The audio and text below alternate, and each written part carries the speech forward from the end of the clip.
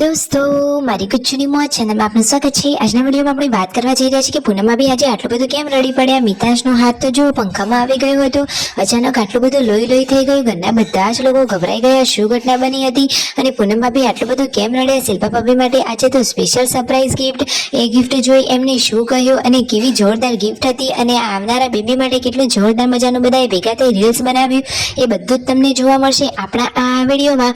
મારી ચેનલ ઉપર નવા હોય તો ચેનલને ફટાફટ લાઈક શેર એન્ડ સબસ્ક્રાઇબ કરી દો। Full video in Thakar family blog channel દોસ્તો ફૂલ વિડીયોની લિંક ડિસ્ક્રિપ્શનમાં મૂકેલી છે, ત્યાં જઈ તમે આખો વિડીયો વોચ કરી શકો છો। આવી ટૂંકી ટચુકડી લાઈવ લેટેસ્ટ ટ્રેન્ડિંગ માહિતી મેળવવા માટે કરી દો મારી ચેનલને ફટાફટ સબસ્ક્રાઇબ। તો ચાલો દોસ્તો વધારે રાહ ન જોતા આપણે વિડીયોની શરૂઆત કરી દઈએ છીએ। તમે વિડીયોમાં લાઈવ જુઓ કે મિતાન સાથે આજે તો આ કેવી ઘટના બની ગઈ। પૂનમ ભાભી તો એને ખવડાવવા કાજુ લેવા માટે ગયા હતા અને એટલામાં જ મિતાંશનો હાથ તો પંખામાં આવી ગયો અને તેની આંગળી ઉપરથી આ નખ જ કપાઈ ગયો। બધા જ લોકોના જીવ અદ્ધર થઈ ગયા। નાના બાળકના આંગળીએ તો કેટલું બધું લોહી વહી રહ્યું હતું। રણજીતભાઈ પાર્વતી ભાભી તો દોડતા જો ફટોફટ પહોંચી રહ્યા છે હોસ્પિટલે, તો લાલ ગાડીમાં બેસી ગયા છે। મિતાંશ તો જોરથી રડી રહ્યો છે અને ફટોફટ તેને લઈ અને હોસ્પિટલે પહોંચવા માટે નીકળી ગયા છે। અને પૂનમ ભાભી કહે છે કે લાડકા દીકરાને મારા લીધે વાગ્યું છે એમ કરીને, એ તો એકદમ દયાળુ અને ભોળા છે, તે બધો જ દોષ એમના ઉપર લઈ અને તેઓ રડી રહ્યા છે કે મારા કારણે જ વાગ્યું છે। પરંતુ એમાં પૂનમ ભાભીનો પણ શું વાંક, એ તો વાગવાનું હોય તો વાગી જાય। જો બધા લોકો ખબર પૂછવા આવે ત્યારે પૂનમ ભાભીથી સહન ના થયું ને, એ તો એકદમ દયાળુ છે, તો એમની આંખો તો ભીની થઈ ગઈ, એ તો ધ્રુસકે રડવા લાગ્યા। સંજયભાઈ પણ ઘરે ન હતા, એમને પણ ફોન કરીને જણાવ્યું કે મિતાંશને આવું વાગ્યું છે। જુઓ મિતાંશને તો પછી ડોક્ટરે અહીંયા હાથે પાટો બાંધી દીધો છે। બધા લોકો ખબર પૂછવા માટે આવી રહ્યા છે અને આખો દિવસ રડ્યા કર્યું હતું, એટલે પછી હવે તે સૂઈ ગયો છે। બપોરનું જમવાનું રેડી છે, બધા જ લોકો હવે જમવા એક સાથે બેસી રહ્યા છે। અને આજે તો શિલ્પા ભાભી રીલ બનાવવા માટે કેવા જોરદાર મજાના તૈયાર થઈ રહ્યા છે।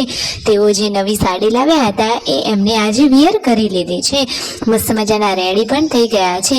હવે ઘરના બધા જ લોકો ભેગા થઈ રહ્યા છે, કારણ કે આજે શિલ્પા ભાભીને આપવાનું છે જોરદાર મજાનું બિગ સરપ્રાઈઝ। તો જુઓ શિલ્પા ભાભી હોય ને લિપસ્ટિક ના કરે એવું થોડી ને બને, તો ફાઇનલી લિપસ્ટિક કરી રેડી થઈ ગયા। તેમનું સરપ્રાઈઝ તો હતું ફ્રીજમાં। તો જુઓ ફાઇનલી હવે તેમનું ગિફ્ટ તમને આ વિડીયોમાં જોવા મળી રહેશે। રાકેશભાઈ તો તેમની એનિવર્સરીની આ સ્પેશિયલ ગિફ્ટ શિલ્પા ભાભી માટે લાવ્યા છે।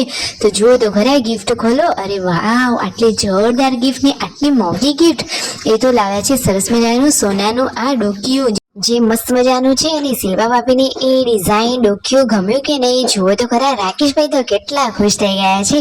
અરે આટલા પ્રેમ ભાવથી શિલ્પા ભાભી માટે લાવ્યા હોય ને પછી શિલ્પા ભાભીને જોરદાર ગમી જાય એટલે રાકેશભાઈ ખુશખુશાલ તો થઈ જ જાય ને।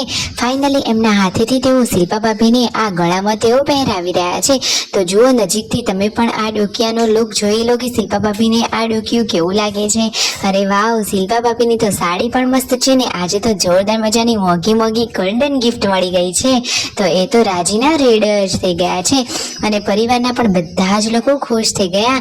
જો શિલ્પા ભાભી તો અરીસામાં જઈ અને ડોકિયાની ડિઝાઇન ચેક કરી રહ્યા છે, એમને ગમી કે નહીં એવું રાકેશભાઈ પૂછી રહ્યા છે। પરંતુ શિલ્પા ભાભીને તો આ ડિઝાઇન બહુ જ ગમી અને આજે તો તેઓ જોરદાર મજાનું એક રીલ પણ બનાવી રહ્યા છે, એકદમ ટ્રેન્ડિંગ યુનિક ટાઈપનો રીલ।